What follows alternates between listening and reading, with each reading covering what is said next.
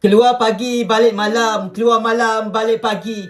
Hujung bulan dapat gaji. Takkan kita nak biarkan semua gaji berlalu pergi. Apa kata kita asingkan sebahagian kecil daripada gaji bulanan kita, kita bekukannya ke dalam bentuk emas supaya gaji kita tu bertahan lama untuk kita gunakan sebagai asas untuk membina kekayaan pada masa depan. Sebagai seorang pekerja makan gaji, jaminan kejayaan kita sama ada kita berhenti kerja atau kita diberhentikan. Jadi adalah sangat penting untuk kita memiliki backup gaji dalam bentuk simpanan emas supaya kalau kita diberhentikan kerja, kita ada simpanan untuk kita meneruskan kehidupan seperti biasa tanpa perlu menyusahkan orang lain. Dengan cara menghasilkan sebahagian daripada gaji kita dengan membuat simpanan dahulu sebelum bayar komitmen, sebelum berbelanja, sekurang-kurangnya kita ada backup gaji, kita ada backup pendapatan yang kita boleh jadikan sebagai dana kecemasan apabila kita diberhentikan kerja atau hilang sumber pendapatan. Jom semua kita mulakan simpanan emas hari ini di akaun simpanan emas Physical Gap supaya kita ada dana untuk kita bantu diri kita sendiri apabila kita dilanda musibah. Hafizul bimbing sebaiknya.